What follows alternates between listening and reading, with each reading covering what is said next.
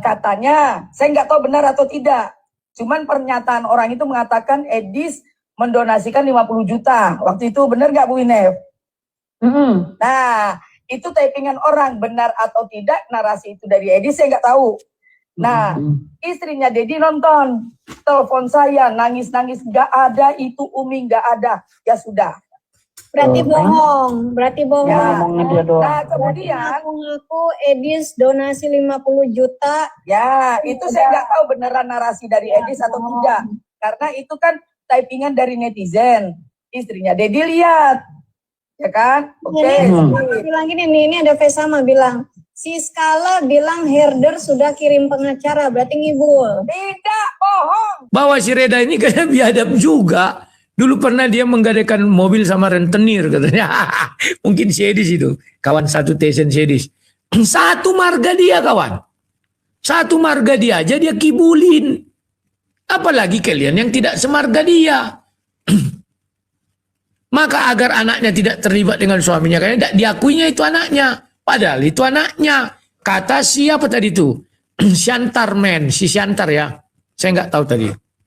Inilah biadabnya orang-orang ini kawan. Ya.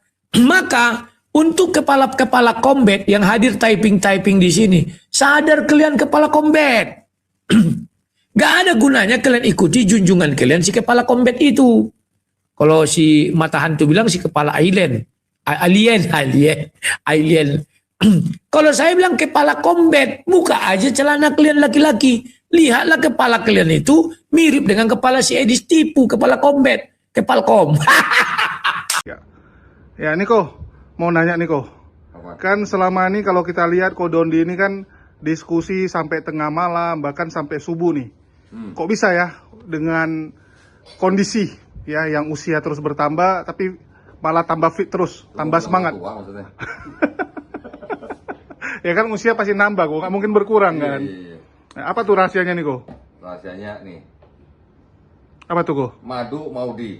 Wah, ini madu asli murni oleh mualaf HMC. Ini jerigen kecil ini isinya 500 gram ya, setengah kilo berarti ya. Madu ini juga sebenarnya buat orang-orang yang berpikir, kok bisa begitu? Di Quran udah sebutin, Quran surat An-Nahl ayat 68-69, coba. Jadi Allah SWT memberikan ilham pada lebah untuk membuat sarang di pohon dan sebagainya, makan dari buah-buahan dan dari perutnya keluar minuman yang mengandung obat buat menyembuhkan manusia. Tuh, Masya Allah. Jadi, luar biasa. Jadi kalau kita minum madu sama aja kita berpikir gitu bahwa ini adalah sebuah minuman yang sangat-sangat bermanfaat buat manusia. Jangan lupa beli ya, jangan lupa komisi ya. Jadi rasanya minum madu kok supaya fit terus ya. Iya dong, iya. Bahkan madu, ini pengalaman pribadi ya. Dulu ketika mama saya sakit diabetes, kan ada luka di kakinya. Saya malah diajarin sama dokter yang merawat lukanya untuk mengolesi dengan madu. Setelah dirawat, kita olesi dengan madu. Itu ternyata juga menyembuhkan, Masya Allah ya. Jadi memang luar biasa ya, bahwa madu ini banyak manfaat buat manusia. Mantap. Assalamualaikum warahmatullahi wabarakatuh. Assalamualaikum warahmatullahi wabarakatuh. Berjumpa lagi dengan Berita Apologet ya. Channel akan memberitakan segala macam dinamika dunia perapologetikan. Kita tahu teman-teman, Edis tipu ya, berhasil membangun rumah pribadi dengan menjual nama apologet. Dia mengatakan akan membangun sebuah tempat markas untuk apologet-apologet. Padahal realitanya rumah tersebut jadi rumah pribadi Edis dan Suwarni. Apa yang dilakukan oleh Edis tipu ini meniru seniornya, yaitu Rudy Iskariot, yang duluan berhasil membangun rumah pribadi dengan menjual nama anak terang, menjual anak yatim piatu. Dari panti asuhan berubah jadi rumah pribadi, dari rumah apologet jadi rumah pribadi. Jadi apa yang dilakukan oleh Edis tipu ini meniru seniornya.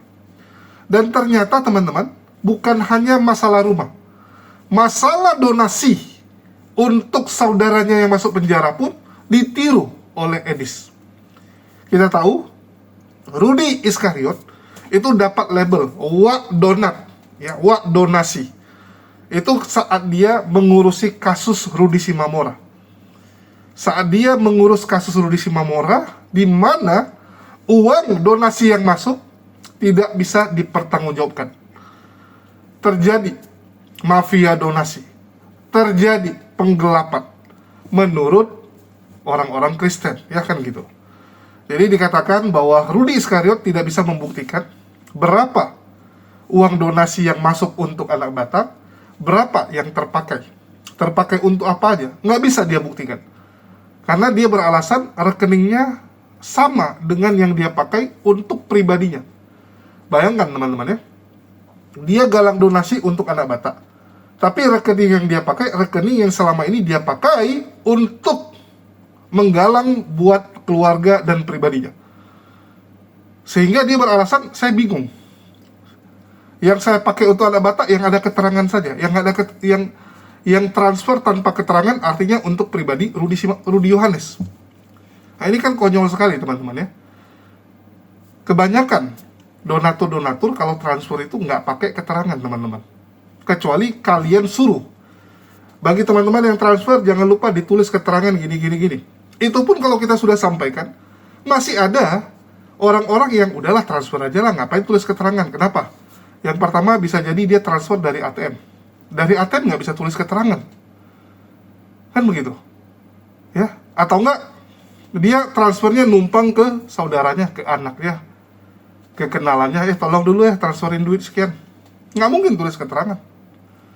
Oke? Itu yang terjadi. Banyak orang-orang di desa itu transfernya itu melalui kayak ada loket-loket gitu, ada toko-toko gitu kan, tempat numpang transfer, ada ADM-nya, adminnya gitu. Halo. Nah, jadi apa yang dilakukan Rudi Iskariot kepada Rudi Simamora ini ternyata ditiru lagi oleh Edis Tipu, teman-teman. Ditiru lagi. Yaitu dia menjadi mafia donasi untuk kasus Dedi Saputra. Kita tahu Dedi Saputra sudah ditahan di Polda Aceh dan akhirnya sudah ingkrah. Putusannya 2 tahun penjara ya, vonisnya. Dan sebelum putusan tersebut kan ada yang namanya sidang.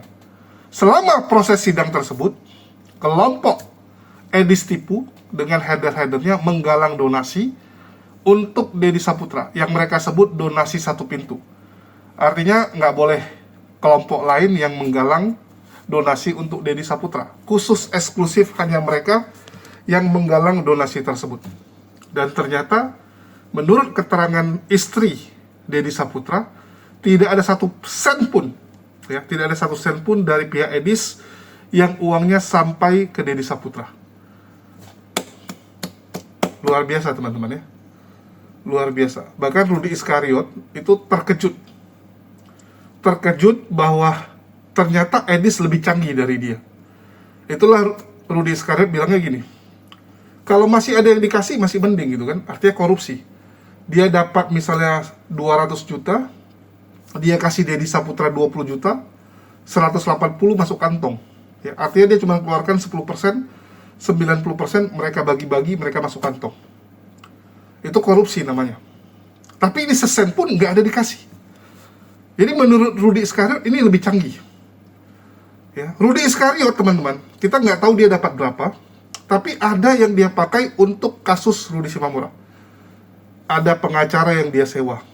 Ada uang yang diserahkan kepada anak istrinya, anak istri dari Rudi Simamora. Rudi Simamora juga dikasih uang pegangan, terus dikasih rantangan setiap bulan ya, dibayarin rantang. Artinya masih ada yang keluar, nggak semua ditelan kan gitu. Sedangkan kubu Edis semua ditelan, itulah dibilang wah ini lebih canggih gitu, lebih canggih, nggak ada sesen pun. Kalau Rudi Iskariot kan cuma bilang orang ini kejar mutasi rekening, pertanggungjawaban. Ya nggak bisa dong, ini kan pribadi saya. Ada donasi untuk pribadi saya yang juga ikut ke dalam. Jadi jangan dibilang ini untuk Rudi Simamora, ini untuk pribadi saya. Dia akan ngotot di situ. Karena rekeningnya 1. Kegiatannya 2, rekeningnya 1. Padahal buat rekening mau banyak pun ya gampang aja teman-teman. Zaman sekarang nggak perlu ke bank untuk buka rekening kok. Ya, udah EKTP gampang sekarang buka rekening. Ya tapi ya kita tahu lah, semua itu kan cuman akal-akalan ya, supaya punya alasan bahwa oh ini pribadi nggak boleh dibuka gitu. Oke, kita akan dengarkan dulu bagaimana kesaksian ya dari kelompok Fadilah Hafiz yang mengurusin kasus Deddy Saputra ya, mengenai bahwa kubu mereka itu sangat dirugikan, bahwa istri Deddy Saputra nangis-nangis, tidak ada uang yang masuk. Terus yang kedua, Rudy Iskariot yang terkejut, ternyata memang Edis lebih canggih dari dia. Nah, jadi orang bilang ya, guru kencing berlari, murid kencing terbang-terbang. Nah, ini dia. Muridnya kencingnya bisa terbang-terbang, teman-teman. Lebih canggih ternyata. Oke, sebelum kita saksikan, jangan lupa teman-teman di check out Maudi Madu dan juga kopi kita ya. Kita jualan kopi dan jualan madu, teman-teman ya. Ada beberapa varian, tapi saran saya coba tes madu hutan Aceh. Ya, bagi teman-teman silakan dicoba madu hutan Aceh dari kami. Dan jangan lupa ini ada yang kopi, ya, kopi Mahakopi yang buatan kami. Bagaimana dia bisa tahu? Berarti benar dikirim sebuah rekening dan orang itu mencoba mentransfer yang namanya Mama Sanggul. Cuman aku nggak tahu sanggulnya badai tropis atau badai Antartika. Nah, maka dibuat di sini Mama Sanggul atau Eliseba Yuliana alias Ci Yuli. Nah ini, bagaimana orang tahu? Coba aku tanya dulu kalian. Sama dengan kita, nggak tahu nama aslinya si Nandar. Saya dulu nggak tahu namanya itu Yonatan Nandar ya. Saya nggak tahu namanya aslinya siapa. Setelah saya kirim uang ke dia dikasih nomor rekeningnya, ternyata namanya Endang Sunandar. Dari mana saya tahu? Ya dari bukti pengiriman saya dong. Sama dengan ini kawan. Paham ya? Jadi ini dengar kalian ini kawan-kawan ya. Memang grup Bemo ini kumpulan orang nggak tahu diri, ya, orang-orang muka tembok, orang-orang serakah, orang-orang rakus. Apa buktinya mereka muka tembok? Sudah sering saya jelaskan. Contoh si putih aja lah aku bilang. Betapa lincahnya mulutnya menghakimi si RK. Padahal orang kan nggak tahu siapa dia. Setelah saya bongkar, kata Paul Zhang, ya, si putih lagi nih ya, istrinya ditiduri sama si Udin Caikiti.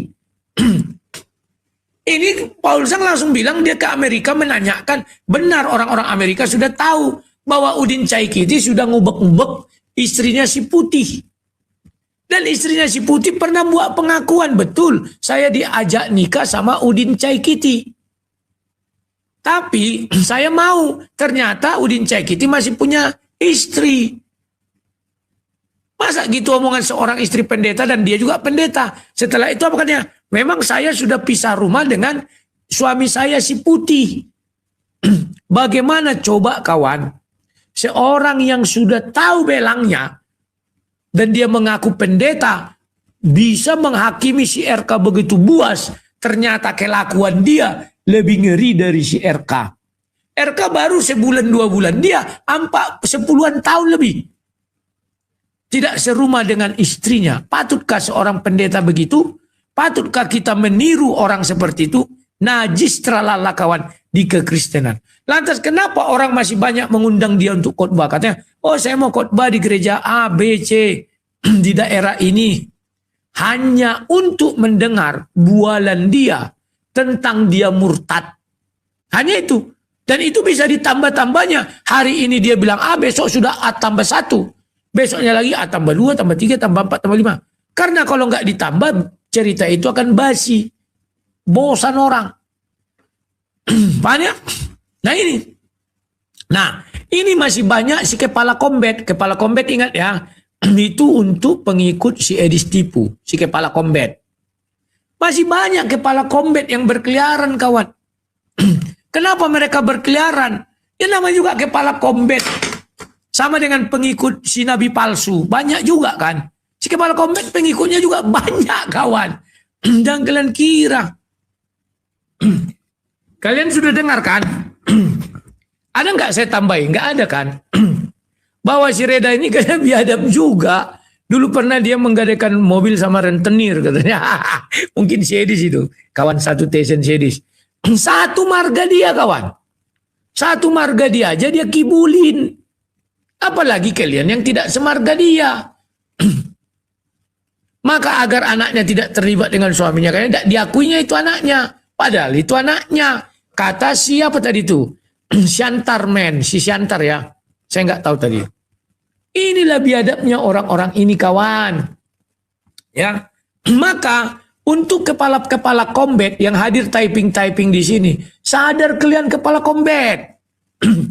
Gak ada gunanya kalian ikuti junjungan kalian si kepala kombet itu. Kalau si mata hantu bilang si kepala alien. Kalau saya bilang kepala kombet, buka aja celana kalian laki-laki. Lihatlah kepala kalian itu mirip dengan kepala si Edis Tipu, kepala kombet, kepalkom. Apalagi diginikan ya sekarang kan bela tele. Tadi malam kulihat lah si kepala kombet bela tengah. Sisir tengah cinggu lah. Kepala kombet. Ya. Ini biar kalian tahu kawan. Aduh ngeri kali. Tapi sekali lagi saya katakan terima kasih dengan timnya Tante Ija, Lai Coki, Winep, siapa lagi Mama Sanggul pula. Siapa lagi itu Grateful, Arnold dan kawan-kawan ya, yang pokoknya siapa saja yang tidak saya sebutkan namanya, bukan berarti saya nggak apa sama kalian karena saya lupa. Yang bercokol di timnya Tante Ija. Kalau tidak ada Tante Ija, mungkin saya sudah mati berdiri kawan. Kenapa? Kalian lihatlah sebelum nongol Tante Ija. Bayangkan Edis Tipu menyerang saya dengan 20.000 penontonnya, 30.000. Herder, mereka 9 orang menyerang saya, masing-masing live masing-masing. Belum lagi kepala kombet yang lain menyerang saya. Mengerikan kawan. Semua typing dulu menghajar saya. Bahkan di Facebook saya dari 1.000 yang komen, cuma 2 yang bagus. Lainnya semua memaki saya. Karena saya sering dimaki-maki, mulai muncullah kawan-kawan yang membela saya. Dan pada akhirnya, dari 1.000 orang ini lama-lama berkurang. Sekarang tinggal paling 20-50 orang kepala kombet. Kenapa tinggal 50 orang kepala kombet? Binatang-binatang itu sebagai pendukung si kepala kombet, sudah diblok sama timnya Tante Ija. Masuk. Hancur kawan. Hancur tim binatang. Hancur. Tim binatang hancur. Hancur lebur. Apalagi sekarang dengan dibukanya bahwa si Bemo, ketua tim binatang, Herder, menggelapkan donasi untuk Deddy Saputra. Deddy tersadarkan. Kejam mereka nih kawan. Kejam. 1 rupiah pun tidak ada dikasih. Kalau masih dikasih masih mending cem-ceman. Ini nggak ada. Paham kalian? Malah digunakan uang itu, praduga saya, untuk menyewa seorang perempuan yang mengaku manajer, datang ke Medan untuk memvideokan Rudi Simomora, menjelekkan saya. Tapi Tuhan berkehendak, kan tidak. Akhirnya perempuan itu membelot. Marah-marahlah si Bemo. Kan tahu kalian ceritanya itu kan. Nah itu. Kemudian yang berikutnya, kan dia bilang bagi-bagi uang orang ini, berapa ratus ribu. Praduga saya, uang dari si Deddy Saputra ini, donasinya itu bagi-bagikan. Kita kan tidak tahu. Paham ya? Inilah biadabnya mereka ini kawan. Itu biar tahu kalian. Oh, satu lagi.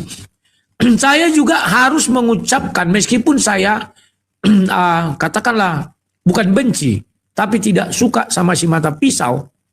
Gara-gara dulu dia menyerang saya dengan Francisca. Tapi saya harus mengucapkan terima kasih kepada si Mata Pisau, si Mata Hantu itu. Kenapa saya harus mengucapkan terima kasih kepada si Mata Hantu? Kalau dia dulu tidak ambil bagian dalam peperangan ini, saya juga akan hancur. Kan untung ada dia. Tante Ija kan datang setelah dia. Setelah dia ada, terpecahlah konsentrasi daripada kepala kombet yang lain. Masih banyak orang mendengarkan ucapan si Mata Hantu. Akhirnya apa? Mulailah berkurang orang-orang yang menyerang saya habis-habisan itu. Meskipun masih banyak ya. Herder diserang, saling serang orang ini. Akhirnya berpengaruh dengan kepala kombet. Kepala kombet mulai turun. Ya, apalagi semenjak dibukakan si mata pisau, si mata hantu, bahwa anaknya si Edis anak haram, dia terjun bebas kawan. Terjun bebas. Saya takkan mau membuka, tapi saya selalu men-trigger. Karena saya sudah tahu datanya. Sama dengan si Bemo. Dia menerima donasi, saya tahu. Makanya kemarin saya trigger aja orang. Kemana donasi yang kalian kumpulkan? Datang siapa? Siapa nama itu? Si Bintang Daud itu, kalau nggak salah si Pagi itu, grup-grupnya itu, siapa namanya itu? Lambalia. Oh harusnya, situ kan si Bintang Daud. Harusnya bukan kami. Kau kan sudah tahu begini. Dia nggak tahu. Diam-diam si Bemo menyuruh Mamak Sanggul. Si Lambalia yang Oon ini nggak tahu dia dikelabui si Bemo. Nggak tahu kawan. Nah sekarang dari bongkar. Diamlah si Lambalia sekarang. Tapi dasar grup ini tidak tahu malu. Si Lambadia itu kan tak tahu malu itu kawan. Aduh, tak siapalah bapaknya itu. Kalau saya diajari mama saya untuk tahu malu, ini nggak tahu malu. Sudah begitu ketuanya herder sudah ada WA gitu, live dibatasi. Tek kau lah batasi lah situ. Paham ya? Sudah tahu begitu, masih tetap mendukung si Bemo. Meskipun agak berkurang, udah mulai nggak kayak dulu lagi dia banyak bicara kan, hanya dipadamkannya aja layarnya kan. Bapak orang ini nggak mendidik mereka dengan baik dan benar. Kalau si Edis wajar nggak dididik bapak dengan mamanya dia, karena menurut mertuanya dengan lainnya itu sudah yatim piatu dia datang ke Jogja itu kan, wajar nggak dididik dengan baik dan benar. Makanya lihatlah kelakuan dia. Orang yang membesarkan dia diserang dia. Aku yang membesarkan si Edis kawan. Yang kalian kira tidak, kalau nggak ada aku nggak akan dikenal Sinandar itu si Edis. Si Edis buluk itu nggak akan dikenal. Paham ya? Ini biar kalian tahu kawan. Nah, setelah itu apa? Dia tidak diajarkan kalau kau sudah punya aib nak, dibuka ke muka umum, mundurlah. Nggak tahu dia. Sudah tahu dia anak haram masih bicara tentang perkawinan. Dan menyinggung-nyinggung syirka. Syirka lah. Ada nggak anak haram syirka? Sampai hari ini belum kita tahu ya. Tapi si Edis tipu ada nggak anak haramnya? Ada. Dibongkarkan si mata hantu. Kalau saya kayak si Edis malu kawan. Makanya saya sebelum terjun ke dunia apologet ini dulu dan dunia debat, saya kasih tahu dosa saya ini. Semua orang tahu. Pendebat tua tahu. Paham ya? Gak mau saya tutup-tutupi. Makanya ketika Francisca bilang, oh Rudi Yohanes, istri kau pertama Islam. Itu bohong, gak pernah. Oh istri pertama kau begini, begini. Kau terlambat. Dulu juga aku sudah bilang itu. Kau kira baru saja kau bongkar itu. Bongak kau, aku bilang. Aku udah dari dulu mengatakan itu. Udah banyak. Edi Praitno tanya, Nandar tanya, tahu Nandar itu. Tapi mereka gak mau kan bicarakan. Karena mereka menghargai kejujuranku. Sebelum orang mengetahui lebih baik aku kasih tahu. Daripada nanti aku sok-sok cuci, ternyata aku brengsek. Kayak saya ditipu. Dikira kepala kombet. Ya. Ingat ya, kepala kombet itu penggemarnya si Edis. Dikira para kepala kombet bahwa si Edis ini orang suci. Makanya oleh Sob Katul Bekatul tementul-mentul, katanya dia diurapi Tuhan. Tuhan yang mana? Tuhan Yesus, dia tidak mengaku Yesus Tuhan. Berarti dia bukan diurapi tapi dikurapi. Kurap panu. Saya ditipu, dikurapi siapa? Iblis. Makanya dia tidak punya malu. Iblis itu sudah tahu bersalah kawan. Dia nggak malu. Dia berusaha menyesatkan orang lain lagi. Pindah ke sana, pindah ke sini. Itulah kerja-kerja iblis. Paham ya? Makanya kalian lihat Edis tipu. Ada nggak dia minta maaf? Saya minta maaf ya karena memang saya punya dosa, kesalahan. Anak saya memang anak haram, tapi sudahlah. Saya minta maaf dan mau bertobat.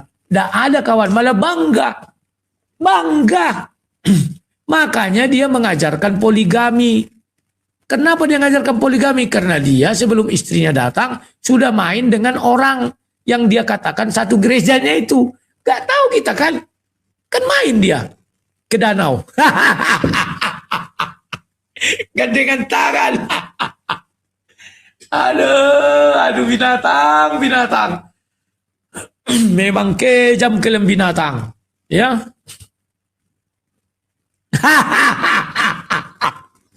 Aduh, geli aku. Nggak ngebantuin apa-apa, cuma ngomong doang. Akhirnya dihandle sama Alama.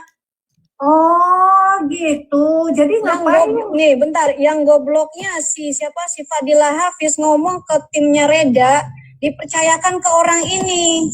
Bodoh. Nah, nih. Ada Ibu Fadila naik nih. Nah, ini Ibu Bu Fadila Fadila naik, dia naik dijelasin. Ya, Ini. karena gue juga dapat rekamannya Gini. Bu Fadila memberikan Ya. kepada si ini nih. Bukan. Oke, salam semua. Sebentar, Halo, Bu. halo. Yo, ini cerita awal ya. Cerita awal itu pertama-tama saya nggak tahu dia dapat kabar dari mana. Terus WA saya, terus saya lewat, saya dijambak sama BAB. Waktu itu belum ada huru hara kan? Ya. Belum ada huru hara.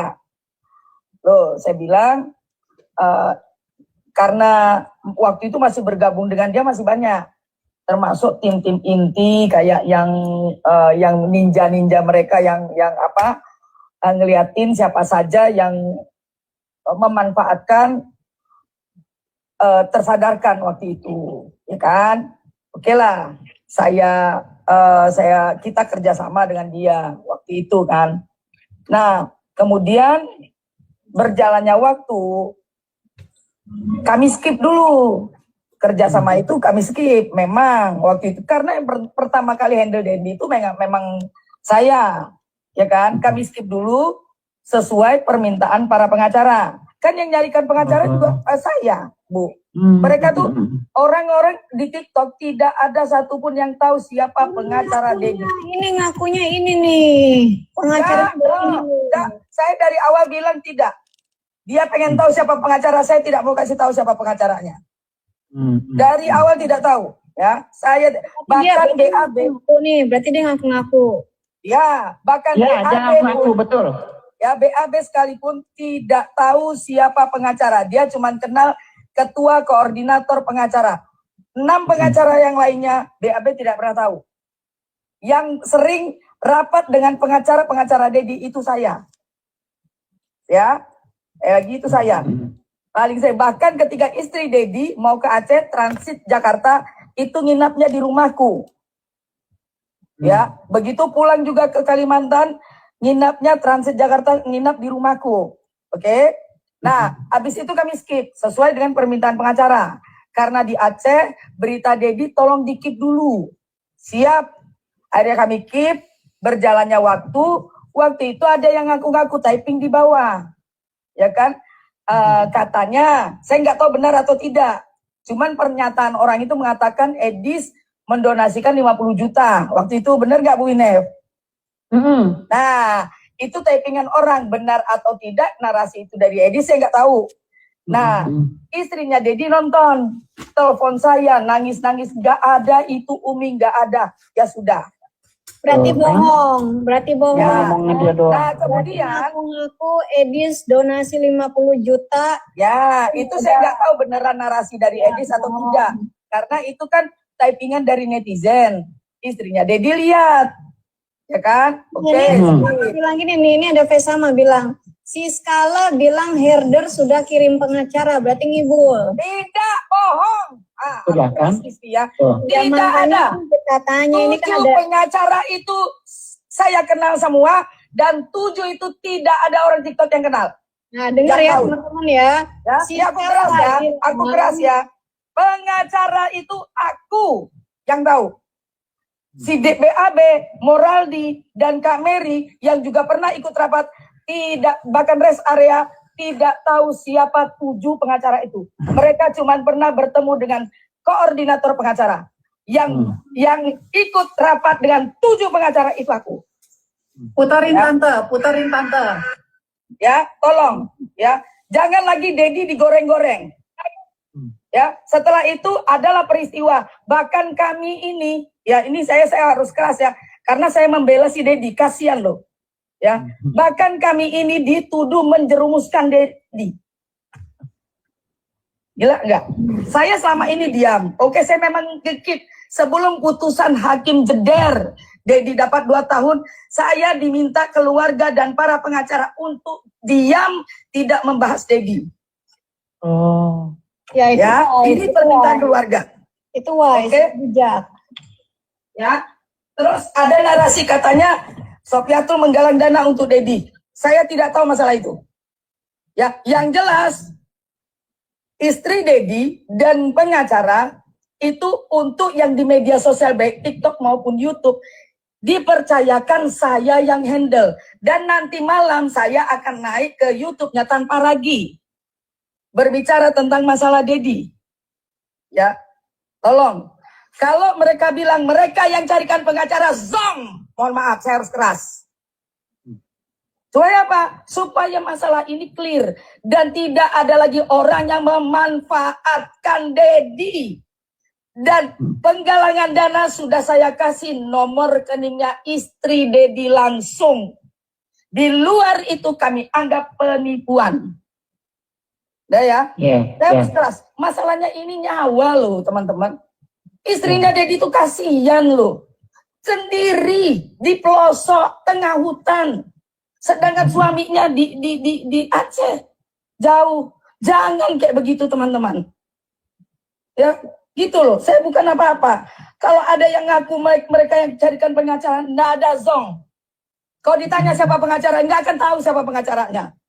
Hakul yakin aku di situ. Jangankan ya, jangankan mereka, BAB Ketum Alama aja, itu nggak ada tahu dia siapa pengacaranya, cuman pernah beberapa kali ketemu dengan koordinator kuasa hukum Dedi. Dan pengacara yang lainnya, yang bertemu tuh cuman aku. Ya, mohon maaf. Selama ini aku keep sedemikian rupa supaya apa? Dedi aman di sana. Kalau kita ribut-ribut di media sosial, dia ini di Aceh loh. Iya, iya. Gitu loh. Jadi begitu aku dengar begitu, yang paling sedih ketika itu aku nangis loh. Aku ngekip sedemikian rupa. Yang bilang ini typing di bawah. Udahlah, aku cuma membacakan komentar dari netizen ya. Aku cuma bacain komentar dari netizen ya. Nih komentarnya begini ya. Bentar nih. Atas skala karena sudah dilindungi oleh herder makanya Dedi. No, Bohong itu. no. Waktu itu awal memang saya kerjasama. Kan saya bilang dari tadi Bu Ija, Tante Ija. Saya awal memang kerjasama. Begitu ada narasi yang 50 juta itu saya keep dulu. Kenapa? Takutnya dia begitu tahu orang heboh-heboh galang donasi, di sana nanti dia tuh dimintain duit. Itu yang kita takutkan. Jaga, iya. Kita jaga. Gitu loh. Guys, tap layar dulu guys. Tap layar dulu guys. Love Orange. Ini sudah banyak binatang nih. Ya, ini sudah banyak binatang yang mau rungkatin room. Tolong di tap layar dulu ya. Tolong di Love Orange dulu. Ya. Ya, teman-teman yang di bawah nih, terutama teman-teman yang di bawah bantu tap layar. Ya. Binatang udah mulai ngamuk nih. Ya, kedoknya terbongkar. Nah, jadi waktu itu nih saya ceritain dulu ya, kronologi yang ada di layar besar ini. Waktu itu mereka menggalang dana satu pintu itu ke rekening istrinya Dedi. Ya, setelah istrinya Dedi turun, ada orang yang menghubungi Reda.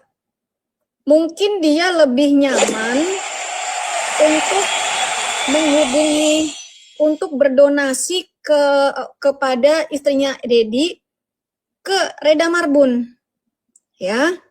Seharusnya kan Reda nih ketika nanya nih, "Shalom Kak Reda, tadi nonton di TikTok katanya Dedi tersadarkan kena kasus. Saya mau berbagi berkat buat keluarganya Dedi. Ada nomor rekening keluarga Dedi." Yang ditanya apa? Ada nomor rekening keluarganya Dedi. Ya, pertanyaannya jelas ya. Adakah nomor rekening keluarga Dedi? Orang ini nggak minta nomor rekening Reda Marbun atau dia juga tidak minta nomor rekening herder. Tetapi dia nanya, adakah nomor rekening keluarga Dedi?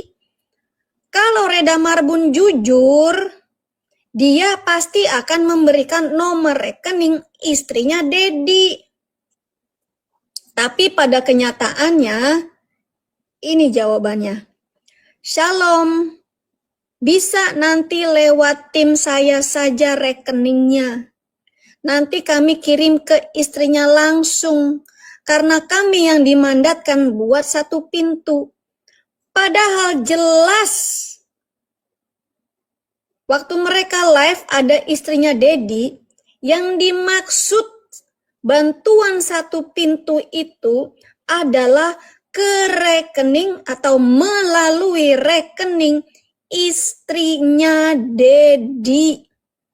Tapi diputarbalikkan si Reda dengan jawaban seperti ini. Wadidaw teman-teman ya, kalian sudah dengar sendiri. Memang Edis ini ya, nggak mau kalah dari Rudy Iskariot. Semua pencapaian Rudy Iskariot dia tiru. Dia tiru teman-teman. Luar biasa, dari rumah, terus pengurusan kasus apologet Kristen yang masuk penjara, dia lakukan teman-teman. Nah, ini tinggal gereja nampaknya ya. Rudy Iskariot berhasil membangun gereja dengan menjual nama GBI Kairos. Ya, terus GBI Kairosnya disepak keluar, di take over, diambil alih sama dia. Dia yang menentukan gereja mana yang boleh masuk. Ya negosiasi lah. Ya, pasti negonya beda dengan GBI Kairos. Negonya pasti lebih menguntungkan yang terakhir kalau dibandingkan yang pertama, kan gitu. Karena bertahan. Nah, ini cukup menarik. Apakah Edis juga akan meniru pencapaian tersebut, mendirikan gereja sendiri? Apalagi kita lihat Edis ini kan sudah buat ajaran sendiri.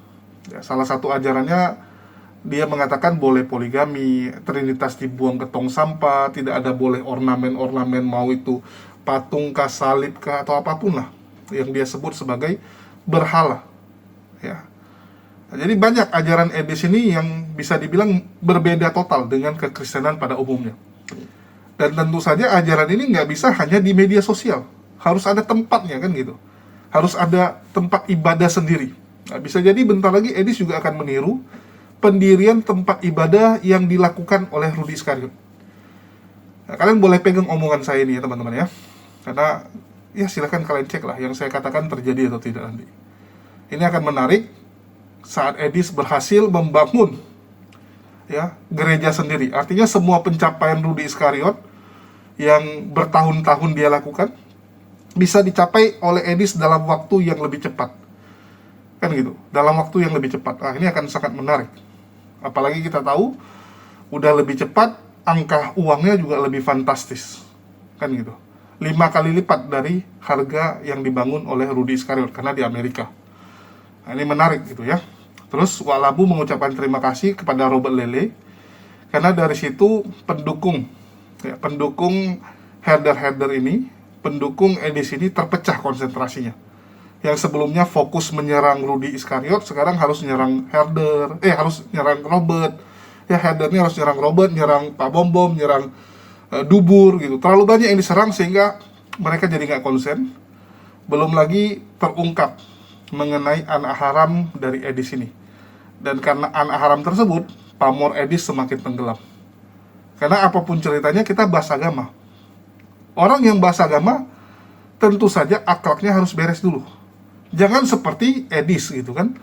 Nyerang RK masalah perzinahan.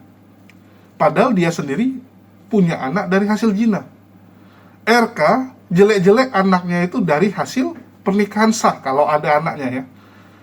Karena memang menikah secara sah, diakui oleh gereja. Oke? Sedangkan Edis kan enggak.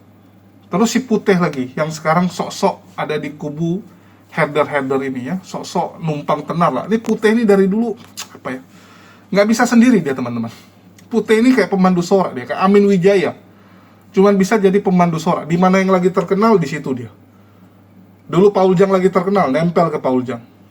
Sekarang Edis, nempel ke Edis. Memang nggak punya integritas orang seperti ini. Cuman hidup dari nempel orang.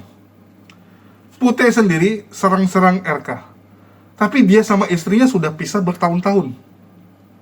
Istrinya bernama Abigail.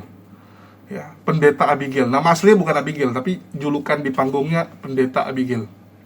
Pendeta Abigail ini ya punya kedekatan dengan Saifuddin.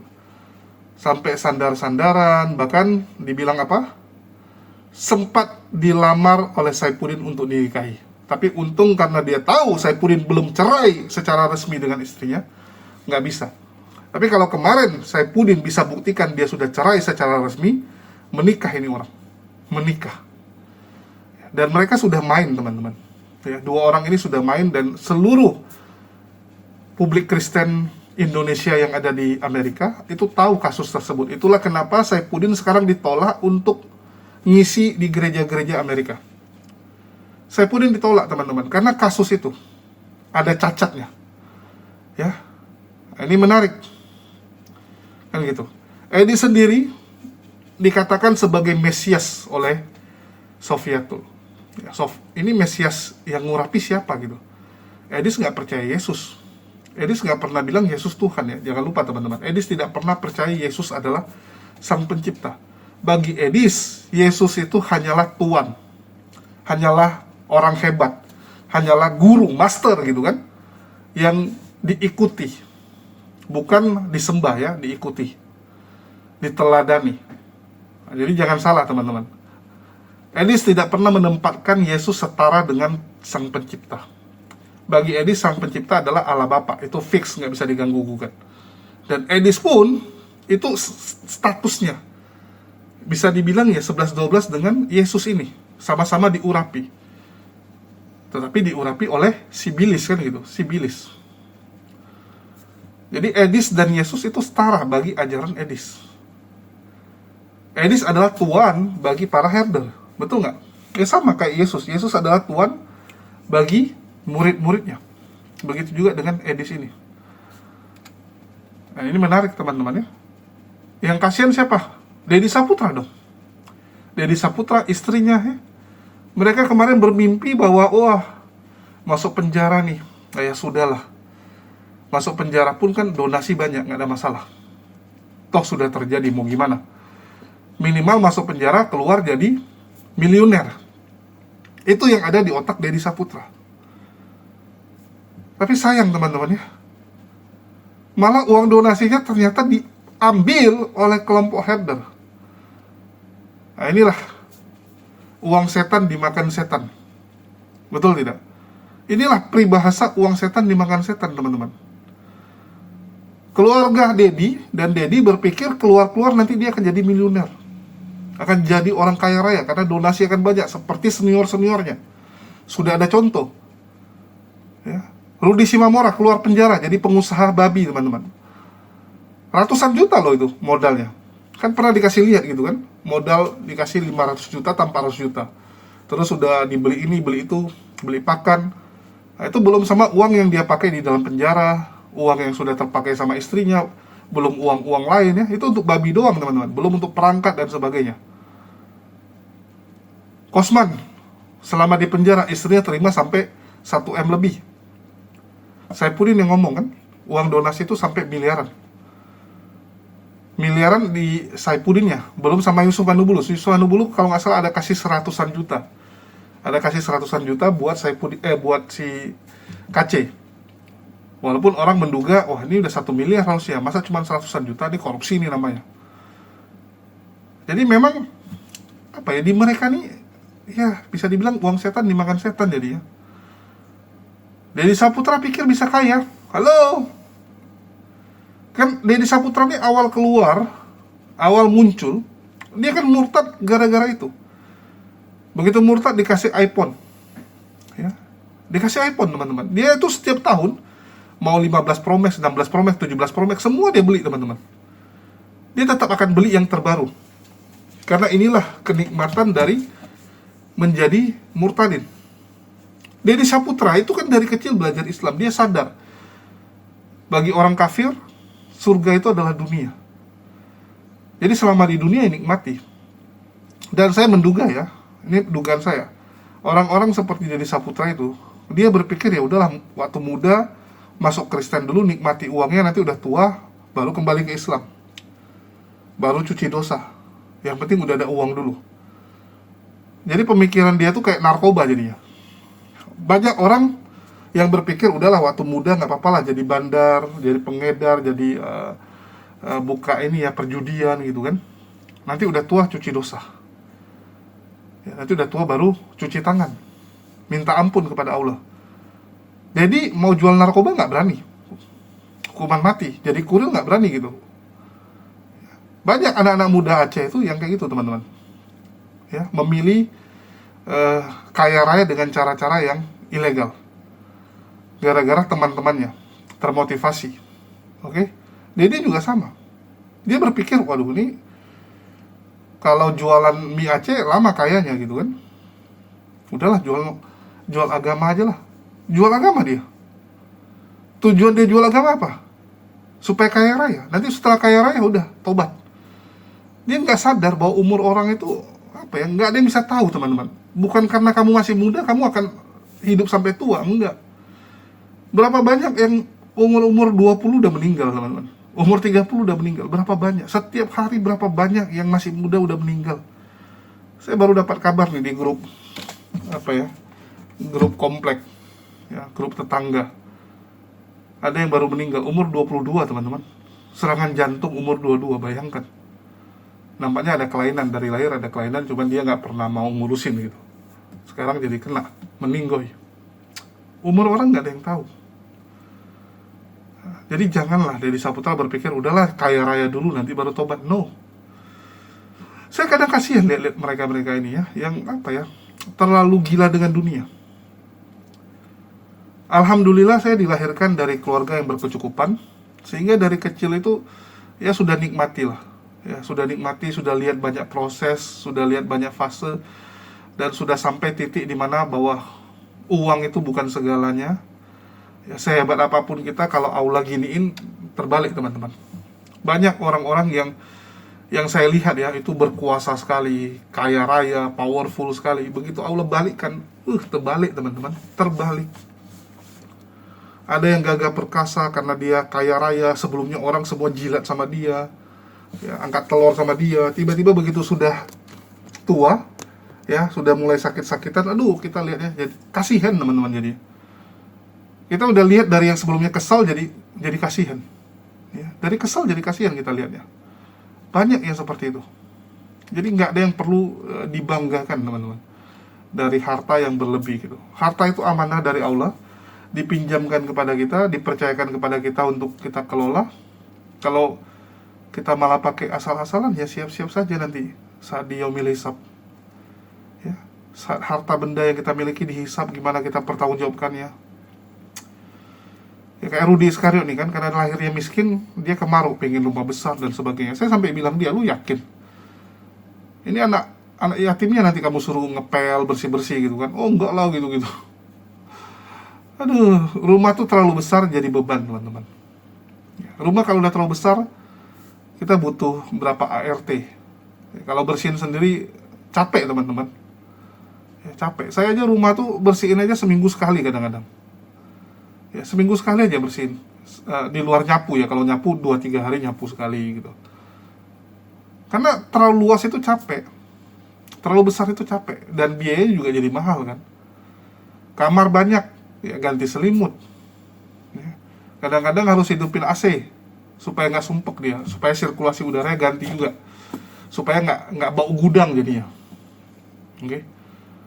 Banyak kali maintenance yang harus dilakukan. Jadi sebenarnya apa ya? Ya dunia ini yang penting cukup sih teman-teman. Ya, yang penting cukup. Jadi semua rezeki itu dari Allah. Saya belajar bahwa kerja keras kita, kepintaran kita itu tidak membawa kita kepada kekayaan. Ya, tapi rezeki dari Allah itu yang membawa kita kepada kekayaan. Banyak orang kerja keras setengah mati, ya, ujung-ujungnya gagal. Dapat, jatuh, hilang. Pintar sekali. Pintar sekali, belum nikmati sudah meninggoy. Keturunannya yang nikmati. Banyak juga kan gitu kan, orang tuanya kerja keras yang nikmati nanti anak cucunya. Ada juga yang lebih parah gitu kan, dia meninggal, istrinya kawin lagi. Istrinya kawin lagi, suami barunya gembel, mau kondo. Suami barunya yang senang-senang. kamu yang setengah mati kerja. Jadi jangan terlalu ngejar dunia, teman-teman. Memang perlu kerja, ya, tapi istilahnya jangan sampai cara kita mendapatkan uang itu sampai mengorbankan orang lain. Itu yang nggak boleh. Kerja keras itu wajib, teman-teman. Apalagi muslim laki-laki ya. Kita pria kerja keras. Kayak saya nih sekarang, teman-teman. Saya harus ngonten ya. Bayangin kerjaan saya tuh di API. Kalian boleh cross check di API itu kerjaan yang paling banyak tuh siapa? Ya, sejak saya ambil alih di bulan Juni kemarin untuk ngurus-ngurus semua, kerjaan paling banyak siapa?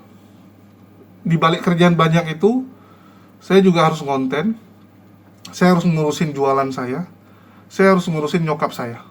Ya, saya harus ngurusin semua. Saya tuh ngurusin madu tuh sampai jam 12 malam, teman-teman. Ya, jadi packaging madu, itu Kores sama Goldian tahu, karena kalau udah malam saya telepon mereka, karena kan sambil buat madu bosan kalau sendirian ya. Jadi saya telepon Kores sama Goldian. Kalau nonton debat nanti tidur saya.